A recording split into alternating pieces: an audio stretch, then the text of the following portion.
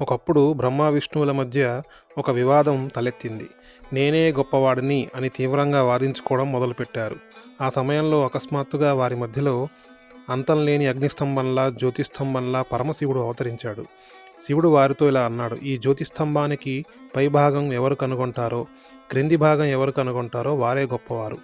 అప్పుడు విష్ణుమూర్తి వరాహ అవతారంలో ఆ స్తంభానికి కింది భాగం కోసం వెతుకుతూ వెళ్ళాడు.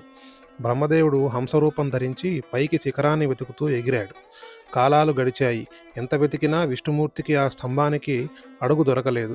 ఆయన నిజాయితీగా వచ్చి నేను కనుగొనలేకపోయాను అని ఒప్పుకున్నాడు. బ్రహ్మదేవుడికి శిఖరం దొరకలేదు. కానీ మధ్యలో ఒక కేతకి పువ్వు అంటే మొగలి పువ్వు కనిపించింది. ఆ పువ్వుని నేను శిఖరాన్ని చూశాను అని సాక్ష్యం చెప్పమన్నాడు బ్రహ్మ.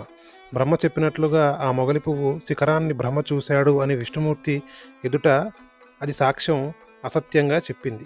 అప్పుడే శివుడు జ్యోతిస్తంభం నుంచి ప్రత్యక్షమై ఇలా అన్నాడు: విష్ణు సత్యాన్ని చెప్పాడు, బ్రహ్మ అసత్యం చెప్పాడు.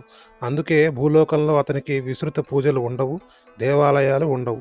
ఈ విధంగా శివుడు తాను ఆది లేని అంతం లేని పరమతత్వం అని లోకానికి తెలియజేశాడు.